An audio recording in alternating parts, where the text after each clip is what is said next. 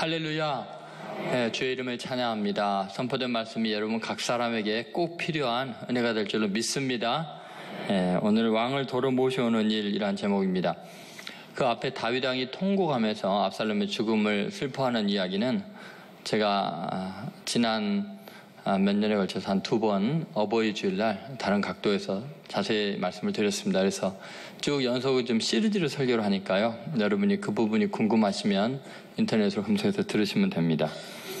왕을 도로 모셔오는 일, 다윗 왕이 황궁을 하는 그 준비 과정에 있는 일입니다. 거기에는 우리가 미처 알지 못했던 인간의 죄성이 고스란히 고발되어 나옵니다. 도대체 내가 어떤 죄가 있는지 우리는 모르고 그 죄의 심각성을 모르는 경우가 많습니다. 예수 그리스도의 이름이 땅에 떨어지고 주님의 영광이 가려진 이때 우리들 속에 있는 그 죄성이 어떤 것이 좀 드러나고 있는 걸까요? 다시 예수님의 영광을 드러내는 그 길이 뭘까요? 당나라가 만국의 말기 증상을 보일 때였습니다. 모든 지도 체제가 이제 무너져 내리고 있었습니다. 질서가 없을 때 황소의 난이 일어났죠. 농민 봉기로 일어나게 됐고, 그 황소의 난에 황소에서부터 이게 길림을 받았던 사람 중에 주은이라는 사람이 있습니다. 주은이라는 사람이 배신을 하게 되죠. 그리고 당나라에 절도사라는 직임을 가지고 나중에는 황소의 난을 평정하게 됩니다. 황소를 파면시키게 되죠. 당나라에서는 이제 그의 공로를 크게 인정해서 그에게 새로운 이름까지 주면서 그를 칭찬합니다. 주전충, 나라를 위해서 전적으로 충성한 사람에 대해서 전충이라는 이름을 새로 하사하게 됩니다. 본인의 은인이요 주인이었던 사람을 배신하고 황소를 배신하고 당나라의 충신으로 변한 거죠. 주전충입니다. 그때부터 당나라의 병권과 정권을 다 장악하게 되고 사치와 탐욕스러운 그리고 잔인한 생활을 하게 됩니다. 그러다가 결국은 당나라를 또다시 배신하고 당나라를 파멸시키고 스스로 후리왕국의 태조가 되었습니다.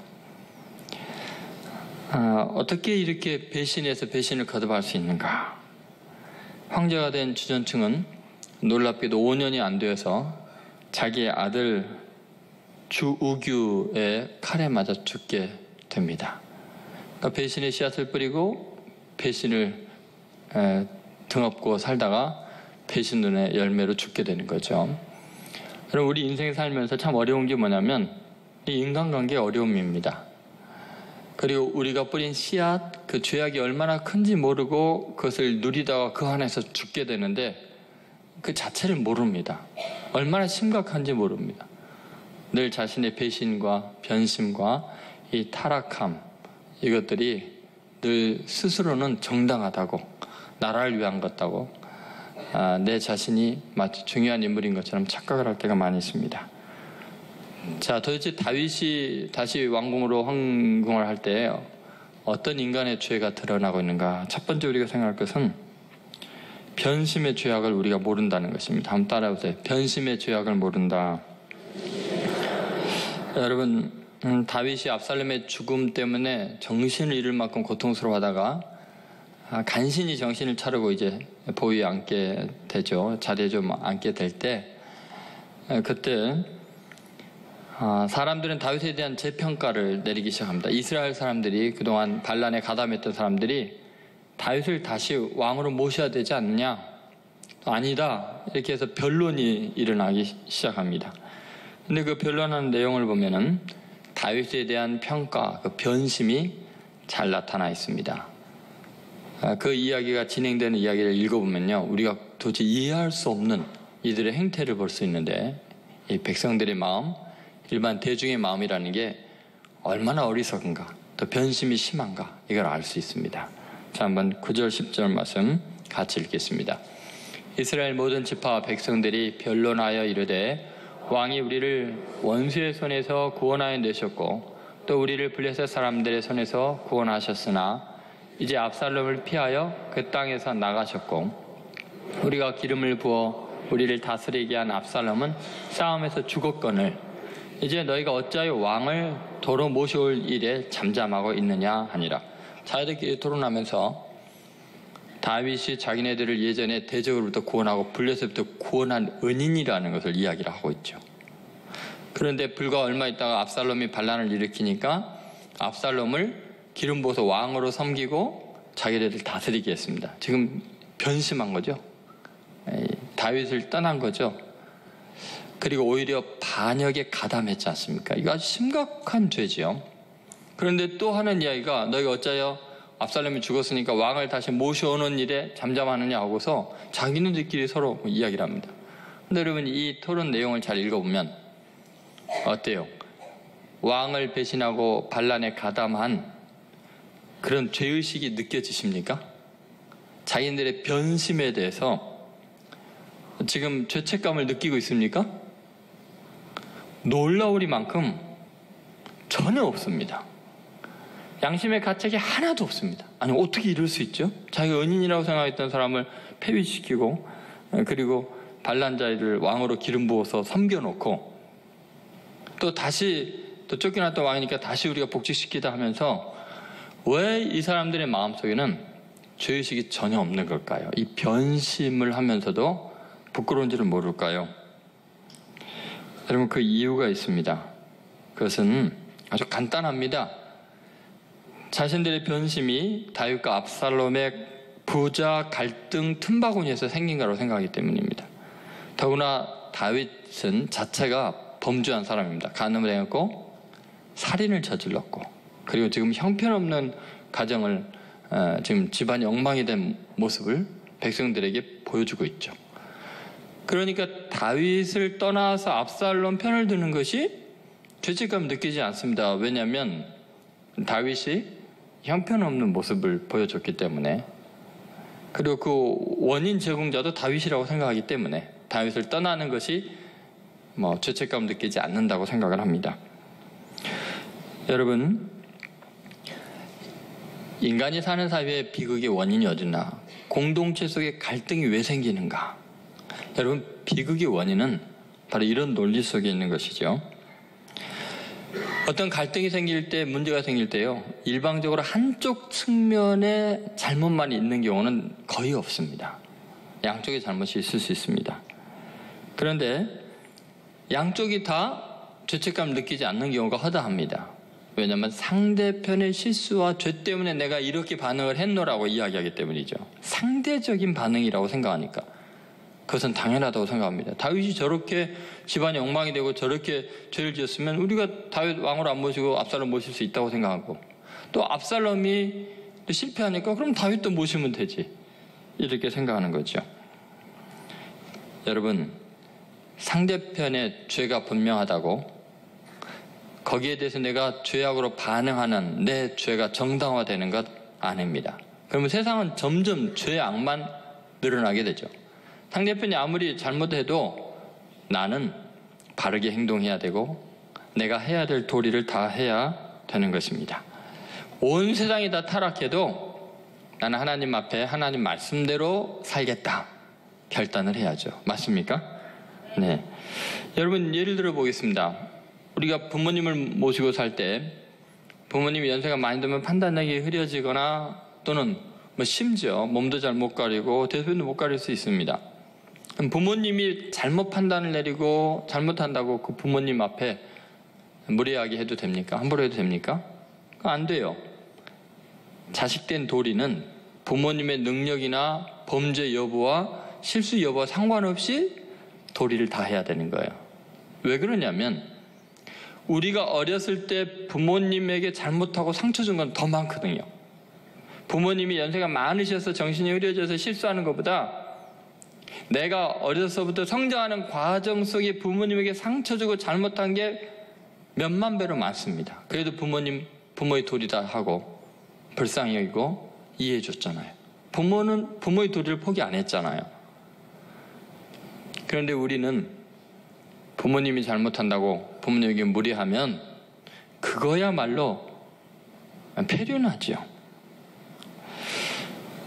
여러분 개를 데려다가 한번 버려진 개 데려다 키워본 적이 있습니까? 마크 트웨인이 이런 말 했어요. 갈데 없는 개를 데려다가 잘 먹여주고 잘 재워주고 잘 길러보시오. 그는 결코 당신을 물지 않을 것이오. 바로 그 점이 사람하고 개하고 다른 점이에요. 머리 검은 짐승은 데려다 키우지 말라면서요. 여러분 지금 무슨 말을 하고 있는 걸까요? 물론 며칠 전에 요새 뉴스를 보니까 개가 주인을 물어주게 하고 이런 설교하는 것도 참 어려워졌습니다만,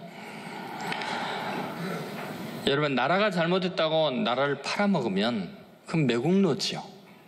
아무리 나라가 나에게 잘못해도 내 나라를 위해서 기도하고 내 나라를 위해서 축복하는 것이 국민의 도리 아니겠습니까? 여러분 우리가 하나님을 믿는다, 내가 정말 바른 신앙인이다라는, 정말 하나님을 잘 믿는다는 그 표현이 뭘까요? 그것은 한결같은 마음입니다. 상대편이 어떠한 죄를 지어도 나에게 어떤 잘못을 해도 나는 하나님 때문에 하나님의 말씀에 어긋나지 않게 상대편의 끝까지 선대하고 사랑으로 정의롭고 바르게 행동하는 겁니다. 그것이 하나님을 세상 가운데서 시인하는 겁니다. 하나님 믿는 증거입니다. 누가복음 12장 8, 9절에 주님께서 아주 중요한 이야기를 하셨습니다. 12장 8, 9절을 같이 한번 읽겠습니다. 내가 또한 너희에게 말하노니 누구든지 사람 앞에서 나를 시인하면 인자도 하나님의 사자들 앞에서 그를 시인할 것이요, 사람 앞에서 나를 부인하는 자는 하나님의 사자들 앞에서 부인을 당하리라. 여러분 이 말씀은 우리가 흔히 생각하는 너 예수 믿어 안 믿어? 그랬을 때 나는 예수를 믿습니다 그러면서 죽는 것, 또는 예수를 안 믿습니다 해서 사는 이런 문제만을 의미하는 게 아닙니다. 더 깊은 의미가 있습니다. 그것은 일생에 한 번이나 있을 만한 특별한 경우고, 예수님이 이 말씀은 일상 속에서의 말씀을 하는 거죠. 그게 무슨 말일까요? 사람 앞에서 나를 시인한다는 거. 아니 일상 속에서 어떻게 사람 만나는 사람 앞에서 늘 시인할까요? 그것은 이런 거예요. 상대편이 아무리 나에게 못되게 굴고 악을 행해도 나는 같이 상대적으로 반응하지 않는다는 거예요. 나는 하나님을 믿는 사람이기 때문에 너는 나에게 악을 행하고 너는 못되게 굴어도 나는 너를 사랑하고 용서하고 이해해주고 불쌍히 여기고, 하나님의 법대로 하나님의 말씀대로 반응하는 것이 사람 앞에서 나를 시인하는 거예요. 주님을 시인하는 거예요. 그게 신앙입니다. 변심의 마음이라는 게 어떤 것인가 생각해 보십시오. 사람이 못되면 나도 못되게 반응하는 게 주님 안 계신다고 말하는 변심이에요. 하나님이 살아계시고 나를 보고 계시고 나의 주이고 나의 왕이시라면 그 왕의 말씀대로 왕의 뜻대로 행동을 해야지, 어떻게 사람이 내게 이렇게 행한다고 내가 그렇게 행하겠습니까? 지금 이스라엘 백성들이 다윗을 떠나서 압살롬을 섬겼다, 압살롬을 떠나서 또 다윗을 섬기고 이 변신을 하는 이유가 뭔지 아십니까? 상대적인 반응을 하는 거예요. 하나님을 부인하는 행동을 하는 거예요. 하나님이 살아계시면 그럴 수 없죠. 여러분 이것이 굉장히 중요한 원리입니다. 다윗이 하나님 마음에 합한 사람, 남다른 특별한 점이 이겁니다. 다윗은 간음을 행하고 살인을 행하고 많은 그 후궁들을 뒀지만 그 다윗의 신앙이라는 게 도대체 어디서 입증되는 거냐? 하나님 앞에 변심이 없는 마음이라는 게 뭘까?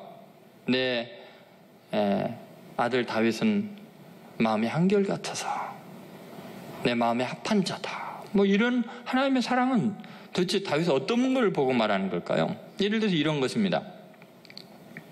사울 왕이 자기를 죽이려고 쫓아다닙니다. 악신이 들려서 귀신이 들렸습니다. 무례합니다. 악해져 있습니다.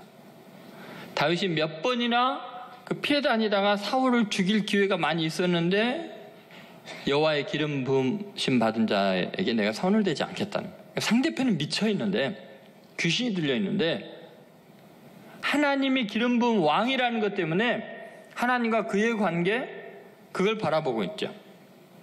하나님이 세운 사람은 하나님이 알아서 하실 거다. 하나님 앞에 내가 어떻게 신앙 고백을 하냐면, 하나님, 그가 나를 죽이려고 하기 때문에, 귀신이 들렸기 때문에 그와 나의 관계를 보면 제거해야 되지만 나는 하나님 앞에서 저 사람을 왕으로 기름 부으신 그분의 뜻에, 하나님의 뜻에 순종하기 위해서 하나님의 기름 부음 받은 자를 내가 손대지 않겠습니다. 그럼 내가 심판자가 되는 거니까, 하나님의 자리에 앉는 교만함이 되니까. 그래서 다윗은요, 사울이 아무리 타락하고 아무리 못돼도 끝까지 나의 왕이시여, 납작 엎드려 절하고 귀하게 여기고 도망만 다닙니다. 그게 바로 사람 앞에서 하나님을 시인하는 것입니다. 하나님이 살아계시는 것은 그렇게 입증이 되는 겁니다.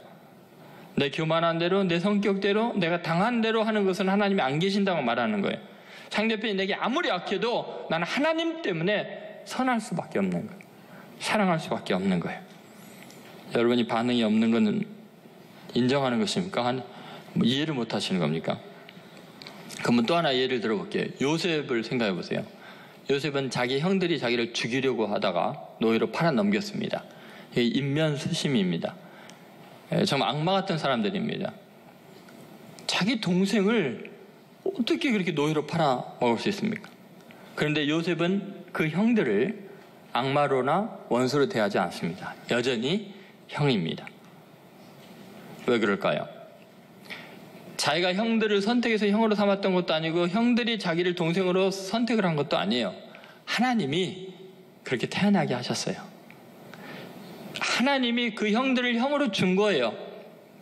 그러니까 형으로 끝까지 인정을 하는 거예요. 자기를 죽이려고 했던, 미워하던, 어떻게 했던 형은 형인 거지. 그들이 나 이렇게 하니까 나는 형 안 해. 너희들은 내 원수야, 죽일 거야. 안 그랬어요. 그게 사람 앞에서 하나님을 시인하는 거예요. 그러니까 무슨 일이 벌어집니까? 그 형들이 애굽에 왔을 때 감옥에 가두는 게 아니라, 고문하는 게 아니라 형님들과 형님의 자녀들 내가 먹여 살리겠습니다. 결론이 어떻게 돼요? 요셉이 이집트에서 죽을 때 자기의 평생의 꿈이 가나안 땅, 하나님의 약속의 땅에 들어가는 건데 거기서 죽고 끝나잖아요. 그럴 때 형님들과 형님의 자녀들에게 부탁을 합니다. 당신들이 나갈 때 꼭 내 뼈를 가져가서 장사시켜 해달라고. 가나안 땅에, 하나님의 약속의 땅에. 결국은 그렇게 되죠. 내 꿈이 그렇게 이루어지는 거예요. 나에게 악을 행하고 원수를 행했던 사람을 선대하니까 내 꿈을 이루어주는 거예요. 신앙은 그런 거예요. 사람을 어떻게 대하느냐가 하나님 앞에 어떻게 대하는 거예요. 여러분, 상대편이 변심한다고 나도 변심하는 거, 그리고 죄책감도 느끼지 않고 무례하게 하는 거, 그거 전부 다 신앙 아닙니다. 신앙은 아주 현실적입니다. 현실 속에서 사람 앞에서 하나님을 향한 믿음이 고백되는 거지, 기도하는 모습, 예배드리는 모습으로는 신앙을 모릅니다. 그래서 내 마당만 밟는다고 이야기하잖아요. 여러분 꼭 사람 앞에서, 여러분 가족 앞에서, 또 직장에서 신앙인들 되시기 바랍니다. 두 번째, 우리가 모르는 죄악이 있습니다. 변심 말고도 하나는 무관심의 죄악을 모릅니다. 무관심이 얼마나 심각한 죄인지를 모른다는 거죠. 다윗이 황궁하는 과정에서 굉장히 안타까운 일을 겪게 되는데요. 이스라엘 사람들은 모시고 오냐 마냐 자네들끼리 토론하고 있는데 믿을 수가 없잖아요. 또 어떻게 변신할지 모르고. 근데 자기가 기대하는 건 뭐냐면 자기의 친족들, 유다 족속은, 유다 지파는 자기를 생각해 줄 줄 알았어요. 그런데 유다의 장로들 중에 아무도 다윗의 위기 앞에서 황궁을 위해서 힘쓰고 나서는 사람이 아무도 없는 거예요. 오히려 자기를 배신했던 이스라엘 사람들, 그 사람들이 오히려, 열지파가 더 오히려 지금 어떻게 해야 될 거냐 토론하는데 정작 최측근들은 침묵하고 있는 거예요.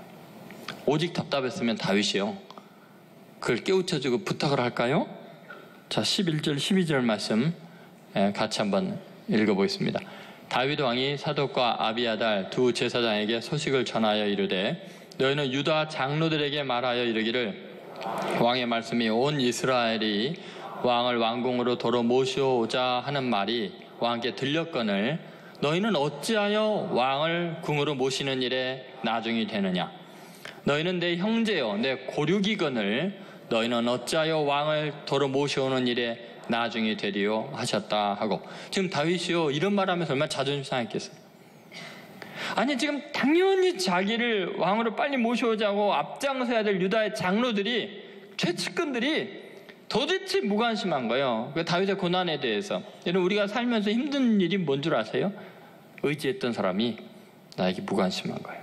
어려울 때, 내가 잘 나갈 때는 유다 족속이라고, 왕족이라고 큰 소리치고 좋은 지위 맡고 그렇게 당당거리더니 정작 어려워지고 쫓겨나니까 아무도 도와주는 사람이 없는 거예요. 그 토론하는데 거기에 나타나서 주장하는 사람조차 없는 거예요. 여러분, 이것이 다윗에게는 얼마나 큰 상처이겠습니까? 오직 있으면 제사장을 보내서 니네들 뭐하고 있냐, 니네들이 지금 서둘러야 되는 거 아니냐, 이렇게까지 부탁을 하겠습니까?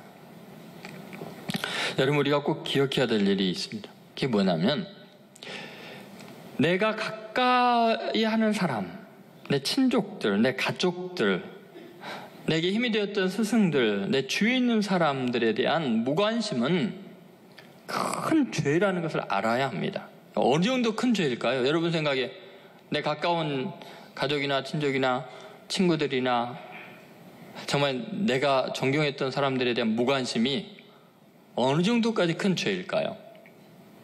놀랍게도 디모데전서 5장 8절이면 우리가 전혀 몰랐던 이 죄의 심각성이 나와 있습니다. 같이 읽겠습니다.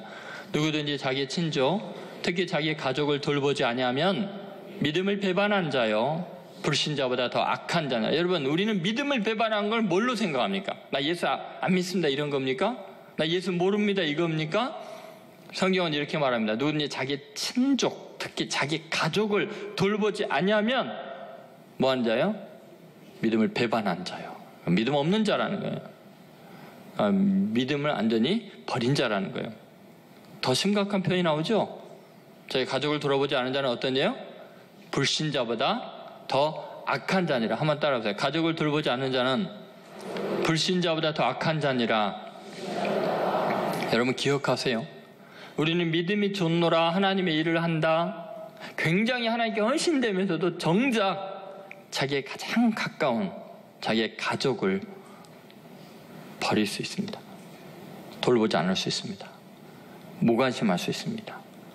그러면서 하나님께 헌신되고 세계 선교를 꿈꾸고 멀리 나아가고 대단한 일을 할 것처럼 착각을 하는데, 하나님은 그거 가짜다, 그건 불신자보다 더 악한 일이다 라고 이야기합니다.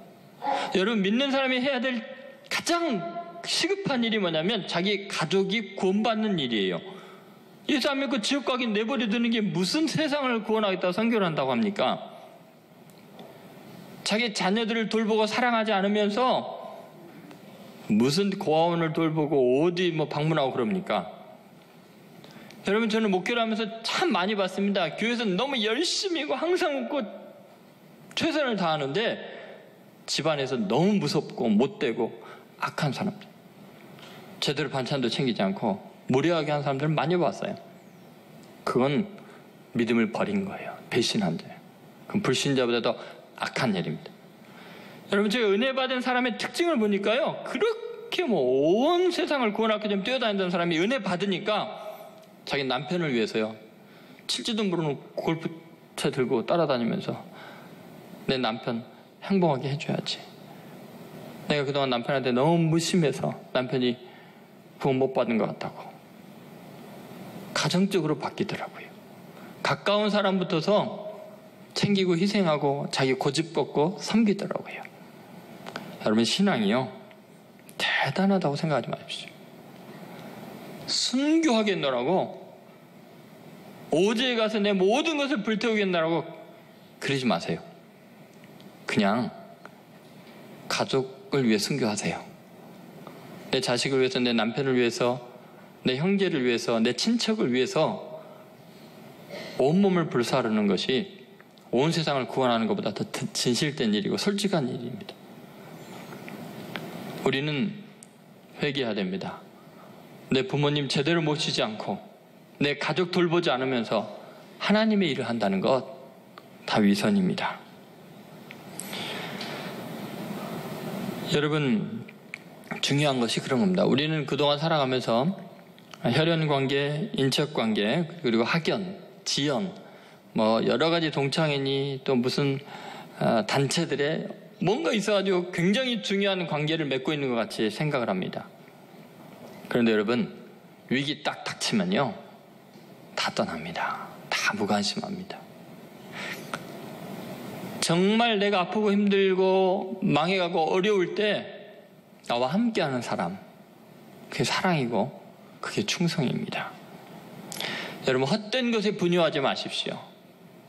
내 사랑하는 친족들, 가족들을 돌보도록 힘쓰십시오.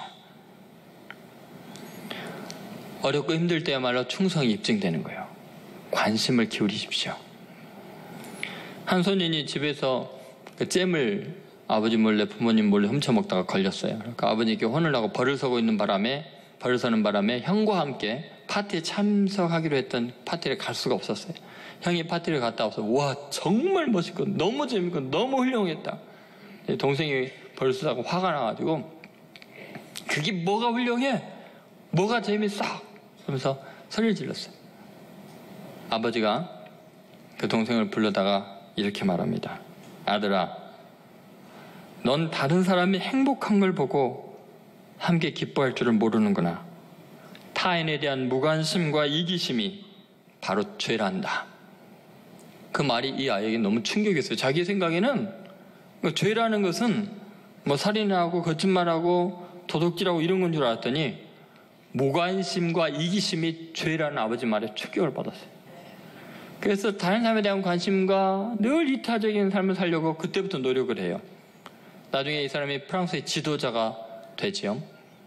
유태인들이 쫓겨다닐 때 자기 신발까지 벗어서 그 추운 겨울에 신겨주고 자기는 맨발로 동상이 걸리도록 눈 위를 걸으면서 그들을 도와줍니다. 그리고 이 사람은 세계적인 구호단체인 엠마우스를 설립해서 수많은 사람들을 도와주지요. 이 사람이 바로 아베 피에르 신부님입니다. 프랑스 사람들이 가장 존경하는 사람을 뽑는데 8년 연속 1위로 뽑힌 사람이죠. 뭐가 이 사람을 이렇게 위대하게 했나요? 무관심이 죄라는 걸 깨달은 거예요. 이기심이 죄라는 걸 깨달은 것. 우리가 미처 알지 못했던 죄의 심각성을 깨닫고 지독하게 자기중심적이고 타인에 대해 무관심했던 걸 회개하고 돌이키면 위대한 사람이 됩니다. 우리는 위대할 수 있는데 그게 귀찮아서 위대해지지 못하는 거예요. 여러분, 위기 속에서는 가장 가까운 사람들이 적극적으로 도와줘야 합니다. 변호해줘야 됩니다. 붙잡아줘야 합니다. 다윗이 오죽했으면 자존심까지 내려놓고 제사장들을 보내서 도와달라고 부탁을 하겠습니까? 적극적인 이해심, 이타적인 사렴이 그리운 시대입니다. 신약에서 사도 바울이 이런 큰 감동을 경험한 적이 있습니다. 빌립보 교회가 바울을 돕기 위해서 에바브로디도라는 젊은이를 보내줬습니다. 감옥에서 끝까지 돌봐줍니다. 그런데 어느 정도까지 도와주냐면 빌립보 교회가 돕는 일에 그 부족함을 메꾸기 위해서 작은 일들을 완벽하게 바울이 사용할 수 있게 하기 위해서 죽을 지경이 되도록 헌신합니다. 자기 몸을 돌보지 않고 목숨을 돌보지 않으려고 헌신합니다. 그래서 사도 바울이 그런 이야기를 합니다. 이와 같은 자들을 존귀히 여기라. 자기를 돌보지 않고 타인을 돌보는 그 관심, 그것이 존귀함입니다. 그러지 않는 것이 죄악입니다. 여러분, 오늘부터 꼭 가장 가까운 내 가족들과 이웃들과 직장의 동료들과 친척들에게 사랑을 전하시고 또 진실한 그리스도인으로 입증되시는 복을 누리게 되기를 주의 이름으로 소원합니다. 세 번째, 우리가 알지 못하는 죄는 교만의 죄악을 모른다는 겁니다. 한번 따라해보세요. 교만의 죄악을 모른다. 여러분, 인간은 모든 죄를 지을 때 자기가 죄를 짓고 있는 것을 압니다. 간음이요, 도둑질이요, 살인이요, 거짓말이요, 다 자기가 죄 지은 거 압니다. 근데 가장 심각한 죄는 교만의 죄인데 그 이유가 뭐냐면 자기가 죄를 짓고 있는 걸 모른다는 것입니다. 아니, 자기가 교만해 있는 것 자체를 모르는 아주 신기한 죄가 교만입니다. 그래서 교만은 회개할 수가 없습니다. 회개할 수 없는 죄입니다. 교만은 패망의 선봉입니다. 그래서 교만은 하나님을 대적하는 일이 돼서 하나님과 싸워야 되는 심각한 죄입니다. 그러니까 여러분, 내가 교만한 것이 얼마나 무서운 죄인지를 인간이 몰라요. 여러분, 살인하는 거, 간음하는 것보다 더 심각한 죄가 교만입니다. 왜냐하면 예수님은 용서를 하시잖아요. 간음한 자도 용서하잖아요. 다윗같이 살인한 자도 용서하시잖아요. 근데 교만한 바리새인과 서기관과 장로들과 제사장들은 영원히 저주를 받잖아요. 여러분, 이 교만이 얼마나 큰 죄악인가 한번 생각해 보십시오. 얼마나 심각한가.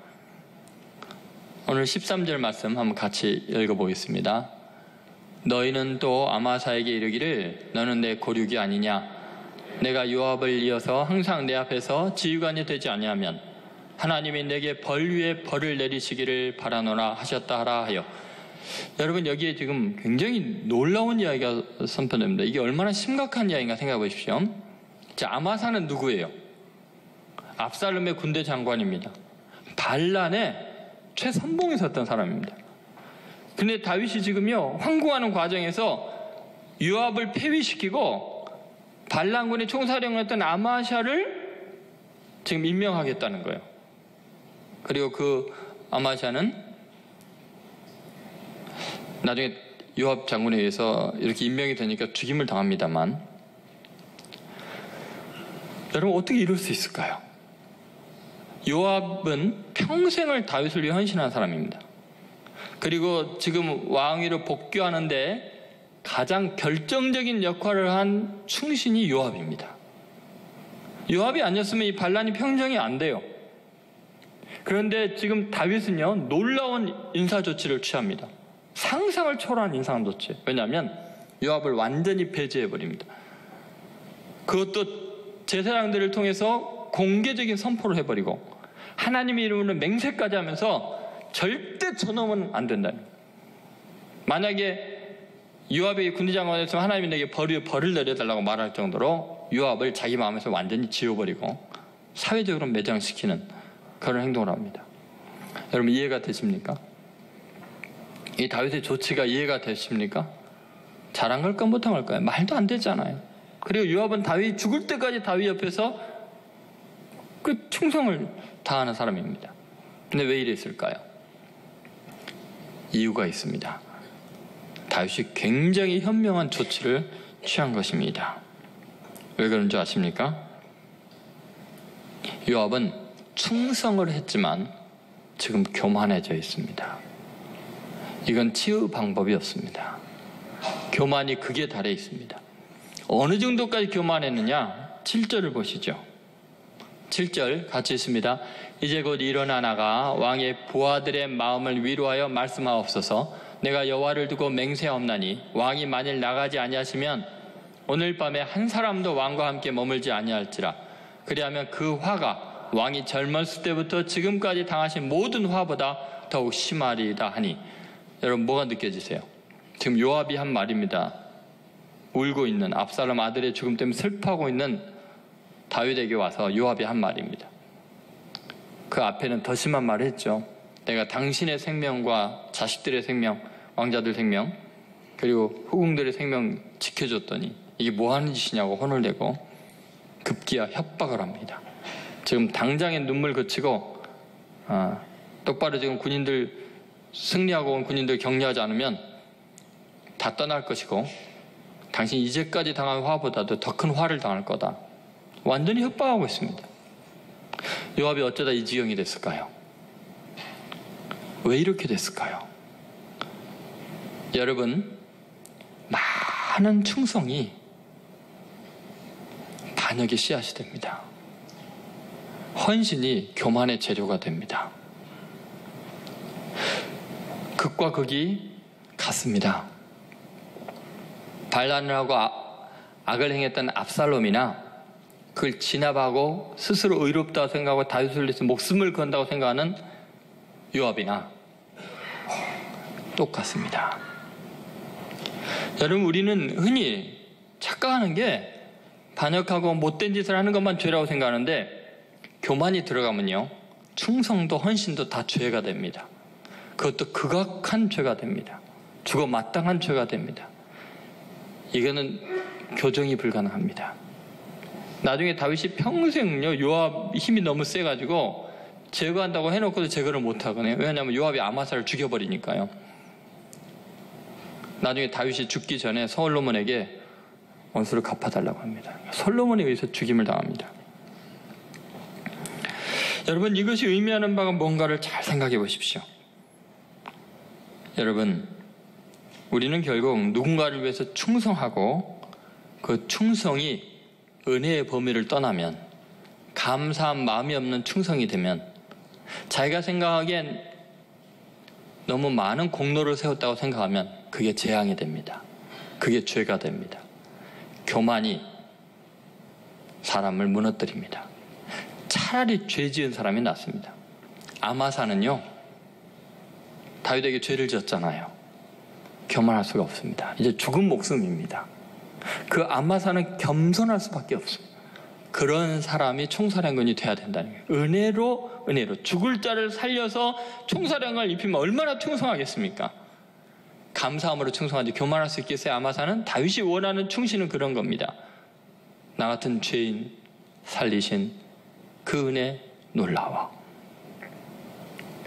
여러분, 우리가 교회 봉사하고 목사로, 장로로, 그리고 하나님의 나라를 위해서, 복음을 위해서 대단히 위대한 일을 하는 것 같을 때가 가장 위험합니다. 내가 이만큼 헌신했다고 생각하는 순간 죽음의 길로 가는 것입니다. 은혜가 이루어지면, 공로의식이 쌓이면 그것 때문에 미워하고, 그것 때문에 죽이고, 그것 때문에 교만하다가 그것 때문에 죽습니다. 기독교는 그래서 오직 믿음으로요, 오직 은혜로요. 그게 종교개혁입니다.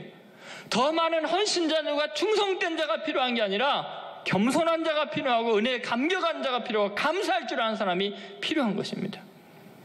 이번 추수감사절 이제 지내면서 보세요.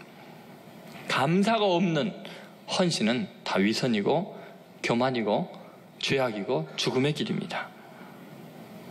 그래서 여러분, 충성하면서 무례하지 않도록 조심해야 됩니다. 왜냐하면 교만의 첫 증상이 무례한 거예요. 그러니까 요압 장군이 다윗을 왕으로 인정을 안 하잖아요. 충성해놓고 허수아비처럼 여기고 협박을 하잖아요. 어떻게 장군이 왕에게 할 말입니까? 가만히 두지 않겠다고. 화가 더 무서울 거라고. 무례합니다. 그럼 요압이 왜 무례해졌을까요? 왜 이렇게 함부로 말할까요? 너무 공로가 많아서 그래요. 자기 의의가 많아서. 이게 한국교회 재앙의 원인입니다. 감춰준 죄악 때문에 망하고 있는 것입니다. 사도 바울은 고린도전서 13장 4절 5절에서 이런 이야기를 합니다. 사랑은 무례히 행치 아니하고. 여러분, 사랑은 무례히 행치 않습니다. 충성은 더더욱 무례히 행할 수 없습니다. 예의를 잃어버리면 이미 하나님을 떠난 겁니다. 여러분, 온갖 충성을 다하고 헌신하고 헌금하고 노력해놓고 그것 때문에 예의가 없어지면요, 안하문이 되고 위아래가 없어지고 함부로 말하게 되면 그 죽을 시간이 가까운 겁니다. 재앙을 겪고 있는 것입니다. 그게 얼마나 위험한지 모릅니다. 사랑은 무례히 행치 않고, 여러분, 충성은 결코 무례할 수 없습니다. 무례한 순간 교만에 노출된 거예요. 오염된 거예요. 이제 죽을 시간이 가까우고 있다는 겁니다. 그래서 잠언 15장 10절에 이런 말씀이 있습니다. 같이 읽겠습니다. 도를 배반하는 자는 엄한 징계를 받을 것이요 견책을 싫어하는 자는 죽을 것이니라. 여러분, 도리를, 하나님의 말씀을 배반하는 자는 엄한 징계를 받고요, 견책을 싫어한다는 건 뭐예요? 근데 교만이 그게 다란 거예요. 아무도 혼낼 사람이 없어요. 그러면 죽을 날이 됐다는 거예요. 끝나는 거예요. 그래서 여러분, 하나님을 많이 할수록 고개를 숙이고 겸손해야 됩니다. 자기도 모른다니까요. 이게 알면 고치죠. 근데 교만은 알 수가 없다니까요. 그래서 이 말씀을 듣고 가슴을 치면서 바로 내가 그 죄인입니다, 교만한 자입니다, 회개하는 자는 살 길이 열릴 겁니다만, 그렇지 않으면 방법이 없어요. 죽는 길밖에 없어요. 요압이 그런 모습입니다. 그래서 여러분, 내가 교회를 위해서, 복음을 위해서, 하나님의 나라를 위해서 많이 헌신했다고 생각하는 것 자체는 재앙입니다. 하나님께 버림받은 겁니다. 그런 생각이 들지 않는 은혜를 받아야 합니다. 우리의 공로가 불충이 되고 반역이 될 수 있다는 것 보십시오. 예수님 당시에 수많은 죄인들, 세리와 창기와 나병 환자들과 버림받은 사람들은 다 하나님의 나라에 인정을 받습니다만 스스로 의롭고 충성을 다했다고 생각하는 바리새인, 서기관, 제사장들 전부 다 저주를 받습니다. 여러분, 왜 성경에 분명히 나와 있는데도 자신의 교만의 심각성을 모릅니까? 우리는 헌신해서 이룩한 것보다 더 큰 재앙을 부를 수 있는 자들입니다. 교만 때문에. 주님을 기쁘시게 한 것보다 내가 충성한 것 때문에 주님의 마음에 더 큰 상처를 줄 수 있습니다. 요압이요, 다윗을 위해서 그 모든 걸 평생해 놓고 다윗에게 가장 큰 상처를 준 거예요. 가장 큰 두려움을 주는 거예요. 시편 10편 3절에 이런 말씀이 있습니다. 악인은 그의 마음의 욕심을 자랑하며 탐욕을 부리는 자는 여호와를 배반하여 멸시하느니라. 여러분, 마음의 욕심을 자랑하는 것, 자기 이렇게 많은 일을 행했다고 자랑하는 것, 하나님 배반하는 겁니다. 그것은 재앙입니다. 공로의식이 개입되면 모든 주객이 뒤집어집니다. 늘 왕에게 은혜 받는 마음으로 백성은 신하는 있어야 됩니다. 우리 주님 앞에서 그래야 됩니다. 세계 교회 역사도 그렇고 한국 교회 역사도 그렇고요. 하나님의 일을 가장 많이 한 사람이 하나님의 일을 가장 크게 무너뜨립니다. 그래서 교회가 계속 그걸 보여주고 있습니다. 독일의 사회주의의 칼 막스를 생각해 보십시오. 그는 원래 전도사였습니다. 신학생입니다. 하나님의 복음을 전하는 사람이었습니다. 그런 그가 세계 역사에서 가장 참혹하게 그리스도인들을 죽게 만든 사람이 됩니다. 베드로를 생각해 보십시오. 마태복음 16장 16절에 주는 그리스도시요 살아계신 하나님의 아들이라는 고백은 예수님을 감격해 했습니다. 인류 역사상 가장 완벽한 신앙 고백을 했습니다. 그래서 예수님께서 심지어 이것은 혈육위에서 난 말이 아니라 하늘 아버지가 너에게 준 말이다 말할 정도였고요. 더 놀라운 것은 음부의 권세가 널 이기지 못할 거라고 이야기했습니다. 그 정도로 극찬을 받은 신앙 고백입니다. 근데 그 직후에 바로 사탄이 됩니다. 사탄아, 내 뒤로 물러가라. 왜 그런지 아십니까? 예의를 잃어버렸어요. 자기가 멋진 신앙 고백한 것이 자기가 대단한 존재라고 교만해졌어요. 그래서 예수님이 고난당할 거 이야기하니까 예수님을 꾸짖었습니다. 예수님이 뭐라고 하시는지 아세요? 사탄아, 내 뒤로 물러가라. 너는 나를 넘어지게 하는 자로다. 네가 하나님의 일을 생각지 않냐고 도리어 사람의 일을 생각하는도다. 여러분, 그렇게 멋진 신앙 고백하고 사탄 될 수 있습니다. 여러분, 이 기독교의 어마어마한 신비를 아십니까?